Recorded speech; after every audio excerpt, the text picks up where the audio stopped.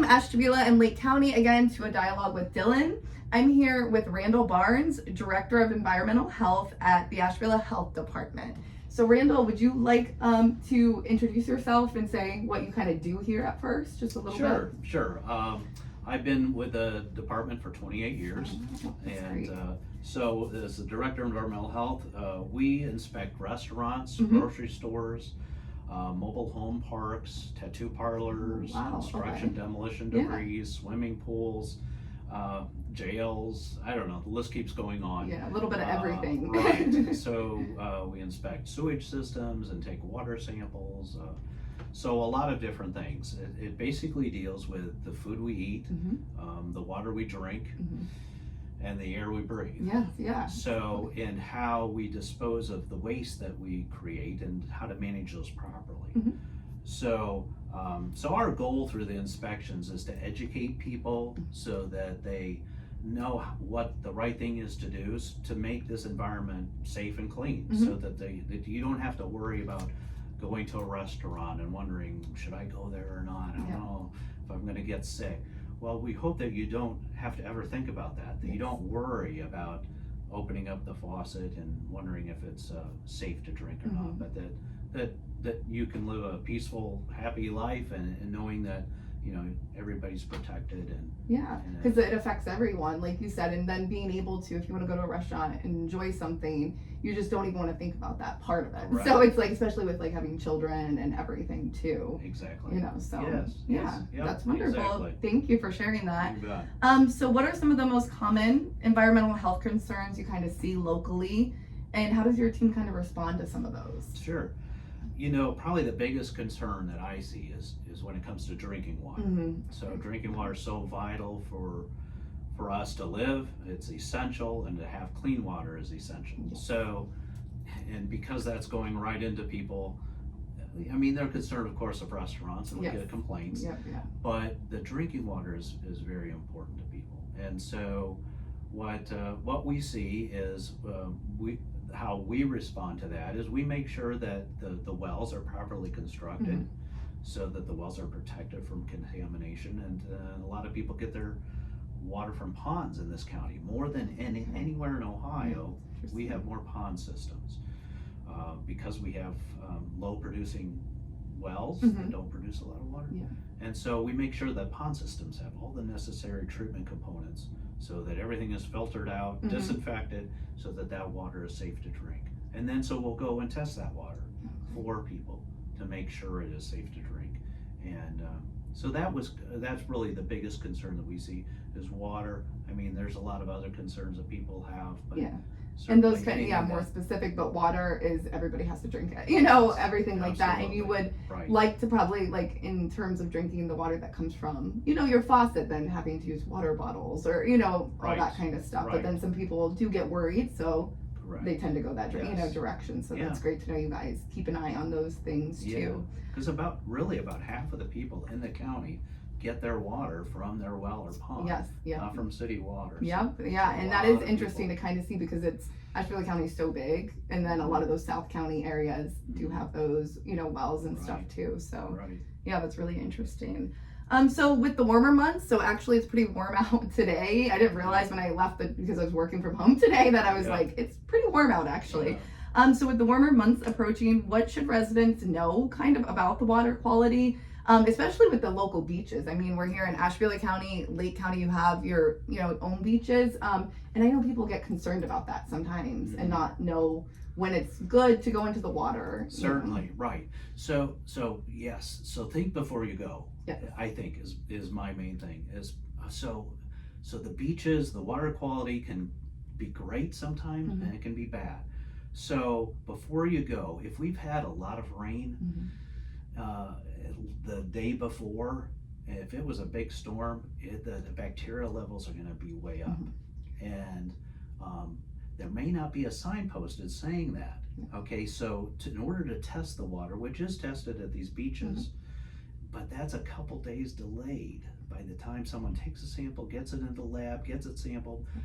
People could be swimming and the water's bad. So as a rule of thumb, don't go into the beach and swim after we've had a storm. Yeah, Wait a couple days. Yeah, just a day or All so. right.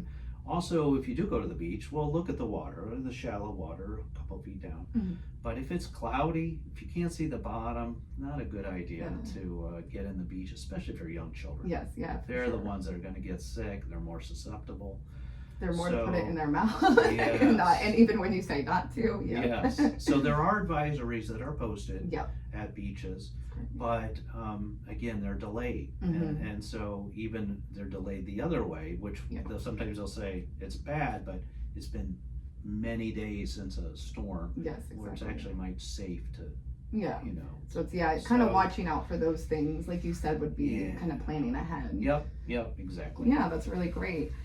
What role does the department play kind of with mosquitoes and tick? I know that's something, that there's different seasons that are higher, than others. Right. How do they kind of keep a watch on those things? And then in general, like, can you give people some tips on like how they can prevent it themselves? Yeah, you got it right. This time of year, May, is Lyme disease month. Yes. I would also call it mosquito month. Yes, oh my gosh, yes. So they're coming. So we try to educate people the dangers of mosquito-borne, tick-borne illnesses, and certainly they can be very dangerous. You don't think about it, you just think, no big deal. But unfortunately, Lyme disease, I know all too well from own personal experience, family experience, Lyme disease can be a very debilitating illness. It can range, it can be from nothing to something very serious. So the main thing for mosquitoes and ticks is don't get bitten. That's number one to think about is, okay, so how do I prevent that? Well, with mosquitoes is you don't go out at dusk.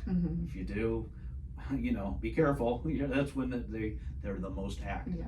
So make sure you wear a DEET repellent. Okay, make sure that you've got light colored clothes, especially if you're going out in the woods. Your pants are tucked into your socks. You've got the repellent on. You're careful to try and stay on the trails or avoid, getting all covered and stuff. But sometimes you have to do what you have to do. People work out there and do stuff. So when you come in, make sure you have someone else look you over for ticks. Shower. Keep an eye on yourself. If you've really, a couple days later, if you're starting to have some fever, chills, joint pain, headache, make sure that you keep that in the back of your mind. Oh, I was, doing all this yard work outside, and you might have to see a physician, especially if you develop a rash. That rash that they talk about. We had someone in this department just develop a bullseye rash from getting bit by a tick, because he didn't see it for a couple days, and so had to go get antibiotics. Very important that you do that because it can just get worse and worse. And it usually, like they say, it can, if you get it early enough, that's the better. Correct. Because my daughter, she never got to that stage, but it was when she was a little bit younger, and I like freaked out. I'm the freak out mom. Checked, saw the tick, got that thing off of her, but she was fine. Like, we did take her instantly though, just to even be precautious of it. And they were like, keep watching and everything. But yeah, because they say it can help, if you get them, even if you have Lyme disease, it might not be as bad then. The longer it's in you, the worse it is. Yes, that's what they said. So if you can get it off of you right away, much better. Your chances are very low. But if that's been on you for a long time, that's when it can be serious. So we for sure kept her hair up. She's got a lot of long hair. So now when she goes outside, I'm like, put that hair up. I remember that day, it was so scary. So and Lyme disease, just last month, we had our cases skyrocket from last year. Gosh. And last year was, so each year it's getting worse and worse. So that is something people really need to be aware of. Yeah, keeping those precautions. And then I thought another, like with pets too, that's the thing, if you have indoor, outdoor animals, right? They really have to watch that too. So get them vaccinated. Also, also rabies. Get your pets vaccinated to rabies. Rabies is a concern in this area. And in fact, in a couple weeks, they drop these baits all over the county, and they're rabies baits that the raccoons eat and become vaccinated against rabies. And so, rabies is a fatal disease, nothing to mess around with. And people can also avoid the mosquitoes. I'm thinking, is make sure you don't have any things collecting water. Yeah, right? yeah. Oh, yeah, So that's the make sure worst. there's no tires, buckets, flower pots, That's tarps. like even inside your house, you know, when like bugs come in, certain bugs, you're like, there's water sitting there in this thing or this sink. Yeah, exactly. It's Right. So So true. make sure the screens are Yeah. all good. Just avoid getting bit. You know, use repellent and Yeah, mosquitoes are the worst too. And some people say, you know, other people get bit, certain people. But Right, is that right. true? This is just a random offside. Do you know if it is? I Like don't certain know. blood types or something? Well, I don't know. Yeah, well, I wonder, right? It's could be your body chemistry, What you're eating, cologne, right? your perfume, Right. lotions. I don't know. This is off the record, okay? It's just a fun thing to talk about. But so when it comes to how does the department kind of handle complaints? So you mentioned a little bit about food, you know, vendors. There's a lot of Right. festivals that happen in the summer. Yeah. So when it comes to complaints, maybe from the public regarding maybe illegal dumping, sewage issues, or unlicensed maybe food vendors, how do you kind of approach those situations? Sure. So we respond to all written complaints, written and signed complaints, if it's against an individual. So say someone has a bunch of garbage next door to you and has now that it's developed rats carry disease, or their sewage system is not working and it's putting, you know, untreated sewage on your property that smells and stinks. Well, write us a complaint. Unfortunately, we need to have a written and signed complaint because people make bogus complaints. So but if you want to remain anonymous, say your neighbor, you don't want to, which is, you know, it can happen. You got to keep, okay, you know, then have the township write a complaint on your behalf, Yeah, or call the Ohio EPA and they will do a complaint on your behalf to keep you anonymous. So we will respond to all those complaints. And now, say there's a complaint against a food operation, which we had today. It happens, I'm sure. There's a lot of new places that pop up and they may not get things in, you know, gear right away. Like, I don't, you know, but it happens. Right. Then if it's a place we license, you don't have to have a written complaint. You can just call us, be anonymous, say, hey, this restaurant, this tattoo parlor, this whatever, I have a complaint against them because I noticed this. And then we'll respond to that.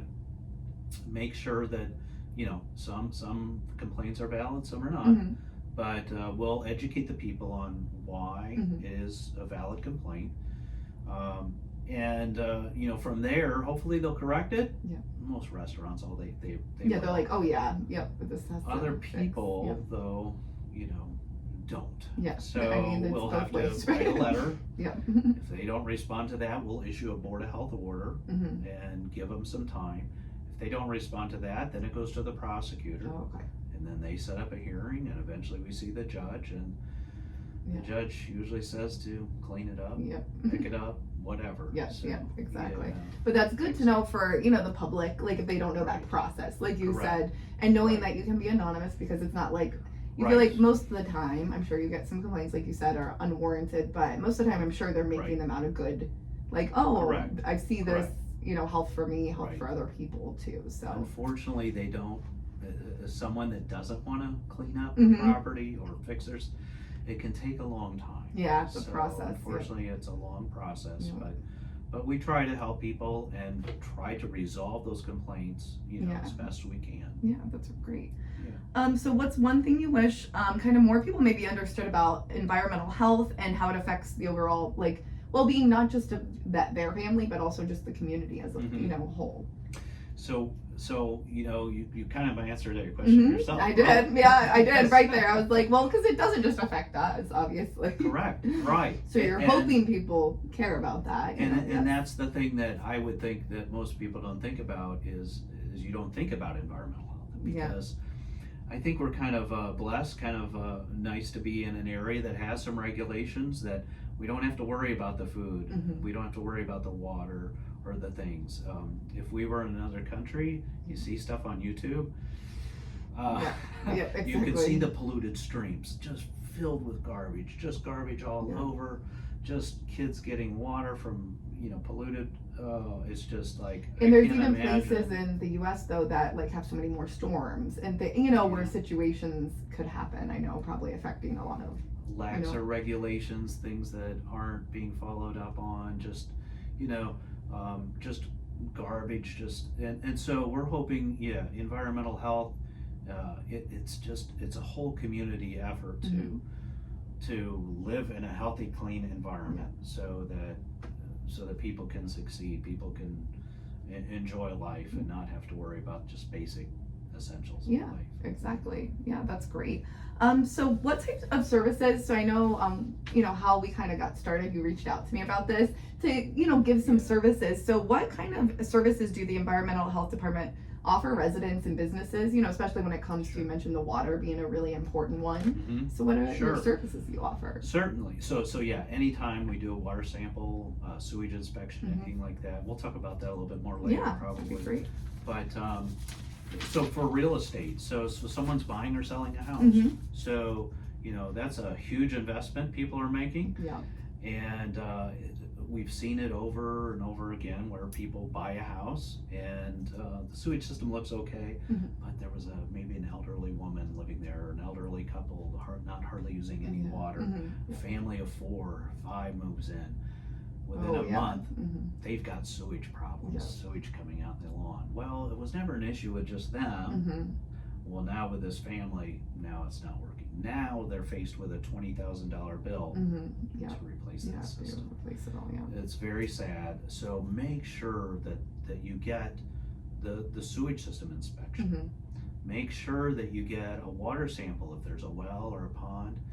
So we offer that as a service to people, realtors, so that people can have some confidence in knowing what I have. I'm not going to have to spend a whole lot more money now that, And why not do it then before, the big issue comes later. Right. Same thing with plumbing. So, we do plumbing, but a lot of people don't think about plumbing being an environmental health issue. They think, well, it's just, well, you don't think about it because usually it's done right. You don't have to worry about it. But if your house smells like sewer gas, and you got leaking sewage in your basement, or then you start to think about plumbing. So plumbing, we have a plumbing inspector that inspects all the residential and commercial plumbing in the county, well, except for residential and county and city. But make sure that it's designed properly, installed correctly. And so that's another service we offer that helps, again, the environmental, like as a whole, like you said, everyone, all residents, businesses, and so forth. Right. Yeah, that's great. Any other, I know you have a lot of service. I mean, is there another one, maybe you said school safety and sanitation. So what does that kind of look like? I mean, schools affect the whole community. Right. You're right. So now that it isn't a mandated program anymore, but for schools, there's playground safety. So there's, impact surfaces. I mean, I grew up in an area where we had jungle gyms on blacktop, asphalt, that's cement. Me too, even though back then, Right. So you didn't think about it, but lots of kids get hurt. So there's school safety things like that on the playground, inside, air quality issues, chemicals, for high schools, and there's a lot of things like that we can look at and help schools to understand for safety. And of course, then we inspect the kitchens in schools, and I'll say cafeterias, the cafeterias around here, all the schools are very great. Do a That's great fantastic. Job, and another one I wasn't even thinking about, just with like campgrounds, recreational parks. So what does that kind of look like? I know, like in South County, there's Pymatuning gets so many people coming a year. So kind of what does that we have look like? Lots of campgrounds in this county. People don't realize No, because even some are just like a little smaller and hidden off a little bit, but we do have so many with June on the lake and all thousands and thousands and thousands of sites.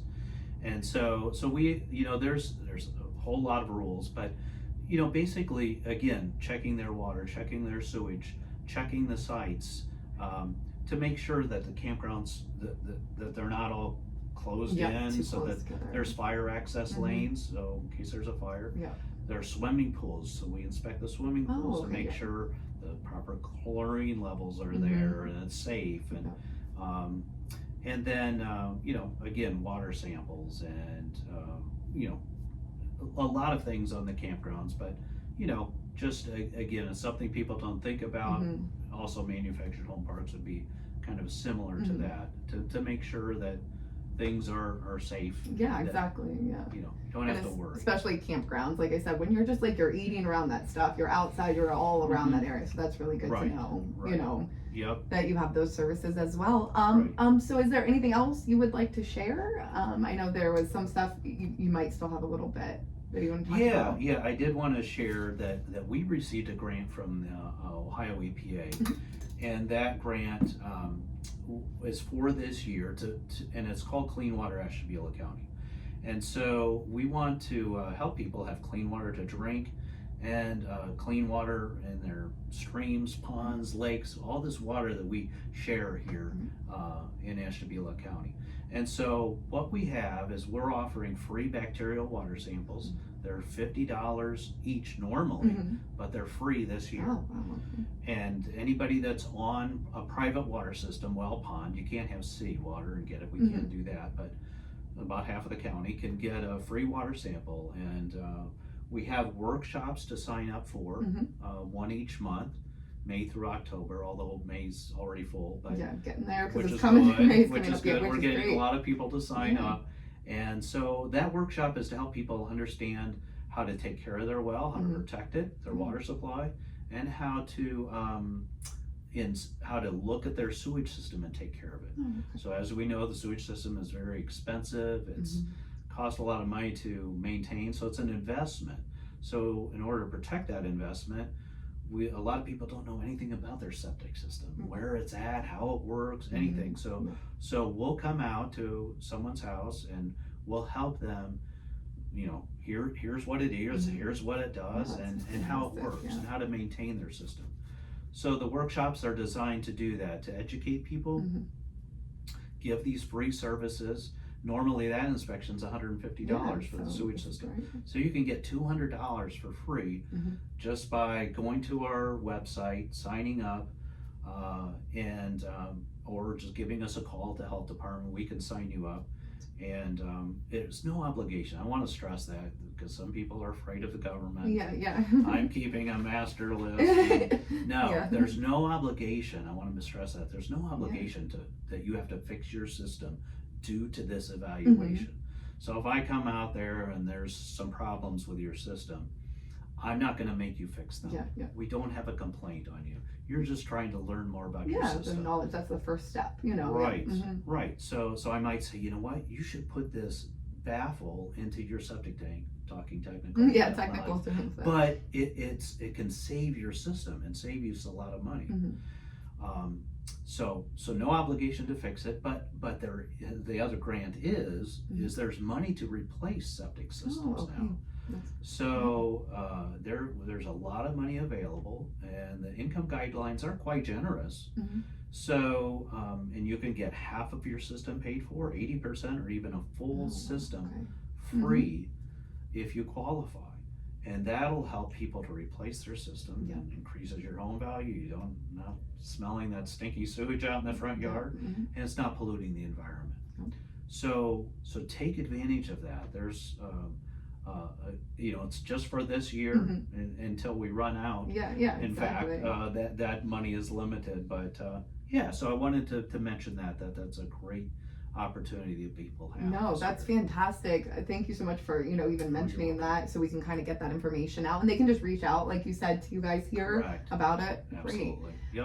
But yeah, Randall, do you have anything else that you can think of for now? I think that's it. Thank you so much. But thank you so much for meeting with me today and having this important conversation. You're welcome. All right. Thank you, Ashtabula and Lake County, and I'll see you next time.